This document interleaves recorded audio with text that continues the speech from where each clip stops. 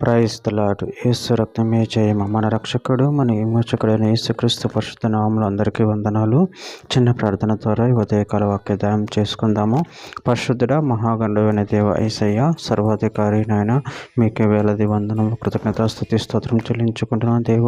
దేవ ఉదయకాలం ప్రభువ వాక్య భాగం ధ్యానిస్తుండగా వాక్య భాగం మాకు అర్థమార్పు సహాయం చేసి మీ కృపలో బలపరిచి మీకు మాదిరిగా మమ్మల్ని నడిపించమని ఈ చిన్న ప్రార్థన యేసుక్రీస్తు అతి పరిశుద్ధ నామములో అడిగి వేడుకుంటున్నాను తండ్రి. Amen amen. లూకాసు వార్త 22వ అధ్యాయం 26వ వచనము. మీరైతే అలాగుండరాదు, మీలో గొప్పవాడు చిన్నవాని వలెను, అధిపతి పరిచారకుని వలెను ఉండవలెను. ఆమె దేవుడి వాక్య భాగం దీవించిన గాక.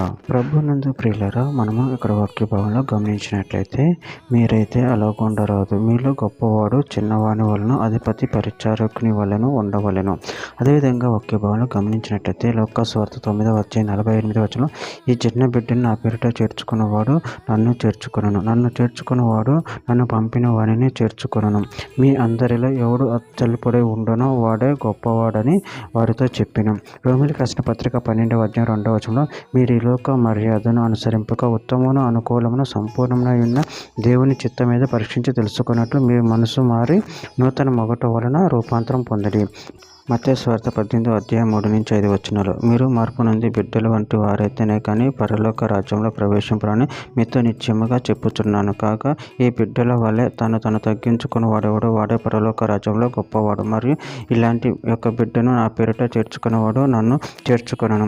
పేతురు రాసిన మొదటి పత్రిక 5వ అధ్యాయం 3వ వచనం. మీకు అప్పగింపబడిన వారిపైన ప్రభువునైనట్టుండగా మందుకు మాదిరులుగా ఉండుడి.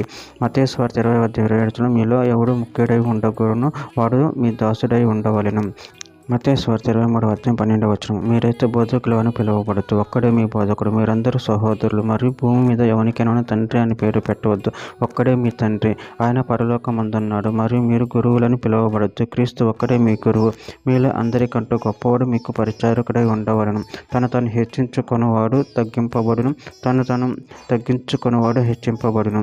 చివరిగా ఒక మాట. మార్కు సువార్త 10వ అధ్యాయం 45వ వచనం.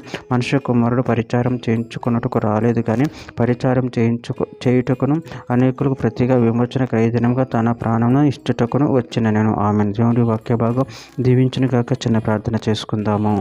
పరిశుద్ధుడ మహాగణుడు అని దేవ యేసయ్య, నేను మీరు ఇచ్చిన వాక్యదాన్ని బట్టి ప్రభు కృతజ్ఞతలు చెల్లించుకుంటున్నాను తండ్రి. ప్రభు మమ్మల్ని తగ్గించుకొని నిన్ను మయంపరిచి గణపరచుకుంటే శక్తిని బలాన్ని మాకు అనుగ్రహించి మీ కృపలో బలపరిచి స్థిరపరచమని చిన్న ప్రార్థన యేసుక్రీస్తు పరిశుద్ధ నామములో అడిగి పెట్టుకుంటున్నాను తండ్రి. ఆమెన్.